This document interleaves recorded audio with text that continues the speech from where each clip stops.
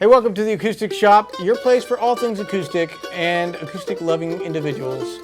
Welcome.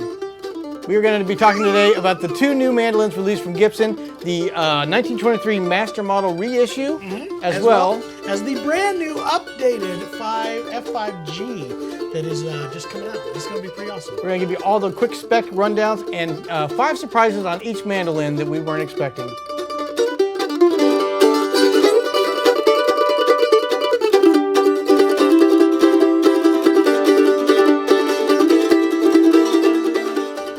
So we're going to start with the 1923 Master Model Reissue. This one is supposed to be the closest reproduction of the Lloyd Loar mandolin, and that includes the tone bar bracing.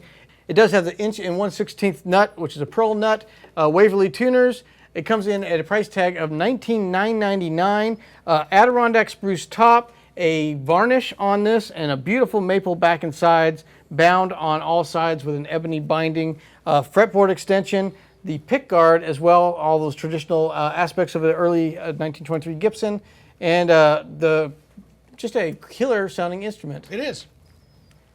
So now that we got some of the basic specs of the reissue out of the way, let me talk about the things that surprised me most. We're going to come up with 5 things that surprised me. And number one, taking it right out of the box, would be the case. They reproduced almost identical in 1920s nice case. And it's a rectangle case. The interior's got that green velvet that you would have had in the original ones. They did the interesting pocket arrangements on it. So it looks and feels almost like having one of the original cases. Number 2, once I opened the case and really got playing around it, is the case candy. And who doesn't love case candy? Everybody loves case candy. And these guys went to a new level. Eat it? It's not real candy. It just means extra stuff that's in the case. And they went all out on this. They got a leather-bound certificate of authenticity with Lloyd Loar's photo on one side of it. They have reproduced artwork and sales pamphlets from the 1920s in there, printed and rolled up and then wrapped with ribbon. And then they also have a nice leather pick pouch to hold your pick in it, and a leather mandolin strap. So all these really cool things that I don't think most people when they're buying it would have even expected to be in the case. No. So my number 2 biggest surprise right off the bat was the case candy. All right, number 3 takes me to the mandolin. Again, first picking it. Really? Yeah, finally we're at the mandolin. Pulling it out of the case, what surprised me at first was the varnish. It beautifully, perfectly done varnish, which David and his team have become just incredible at doing that. But what surprised me a little bit is a little bit more red than I expected. Some of those early Lloyd Loars have much more of a tobacco brown color to the burst. This one has a little bit more red in it, so that was a surprise for me. I'm not sure if that's going to be on all of them or if it's just a case-by-case basis because they are hand-done, but that was surprise number 3. Number 4, when I sat down and started playing it, instantly once I got it in my left hand, the feel of the neck is a little different. It has much more of that vintage V feel to it, slightly narrower neck than I'm used to. It's going to be that flat fretboard and just a different feel to it, but much more in line with what I have felt on other Lloyd Loar mandolins from the 20s. So the neck feel, the width of it, all that was a little bit of a surprise for me, but a pleasant surprise. And number 5, John, I know you've been waiting patiently for this one. Number 5, my 5th biggest surprise of it, and it shouldn't have come as a surprise because David Harvey and his team out there have been killing it with all the mandolins. But this one, they nailed the tone of those. Both you and I have been fortunate enough to play a lot of Lloyd Loar mandolins. This really did encapsulate much more than some of their more modern builds, that tone and playability of a Lloyd Loar mandolin. I think they nailed it. Now we get to the brand new F5G, the new and improved F5G. And I would agree with that statement. Yeah, this is a really, really great mandolin that has definitely changed that. It actually has a Sitka spruce top, maple sides and back, now has a wide nut, a radius fretboard, and all the kind of specs that you would expect from the F5G. But this is where it gets to my 5 surprises. One of them is the new color. This is close to it on the top, but what I was really surprised about was now on the back, it now has a fully burst back, and the old ones were this chocolate brown, which was also attractive. Just even, no burst at all. Yeah, just a chocolate brown all the way through. Now we have that, and it's all the way through it. And I'm surprised again that it does it in a burst all the way through the headstock and all the appointments all the way through. My next biggest surprise here that I absolutely liked was the fact that they stole our spec of the F5G that we had built. We did have the custom shop F5, for yeah, it. the Acoustic Shoppe custom F5G. And that was bigger fret wire and a radius fretboard, as well as the wide nut. Now this has 1 inch and 3/30 seconds, so it's a little bit wider, quite a bit wider actually, and a little more comfortable to play.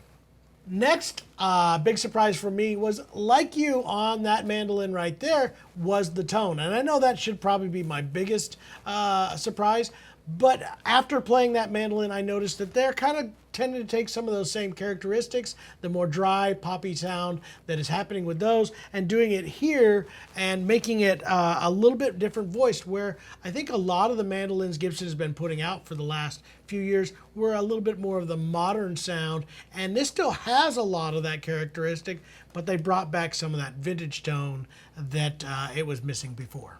My fourth biggest surprise on this mandolin is the shape of this neck. Now that we've played that mandolin with more of a V, this one has, I think, even less of a V than the F5Gs that were in the past. So there is a definitely distinct V to it, but it is a more rounded, pleasing, and again, modern neck shape and feel. And my biggest surprise for this is Number one, the price. This mandolin is pretty darn amazing. It comes in at $59.99. As such, that's a lot of mandolin from Gibson. Now with these amount of appointments, the stuff we talked about, this big a finish, part of what made the F5G so affordable before was the fact that they didn't have the nicer finish on it. It wasn't bound in the back, which it's still not. It wasn't radiused. But no radius, no deal. This has the pearl nut, by the way, that we see on the higher end mandolins. So there's a lot going on here at a pretty darn big price break. I really thought, since they were going to reintroduce this mandolin, it was going to come in higher, quite a bit higher than what it did. And so that to me is probably the biggest surprise of the brand new F5G. All right, now that we've gone through our biggest surprises, it's time to give a tone sample, let you guys know what they sound like. So here it is.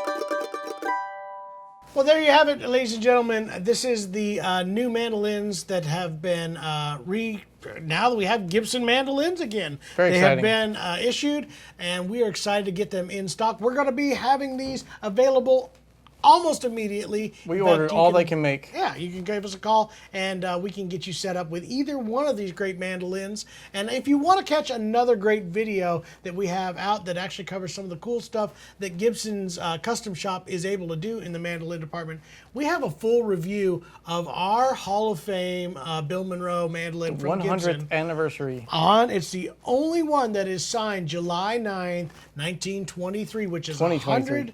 2023, you are correct. 100 years from 1923, which is the date of Bill Monroe's actual mandolin. So it's a 100-year anniversary of that. We have a whole review video, and you can see that right here. If you just push this little button right there, you can check that out. It's a really cool mandolin, and you should take a look at it.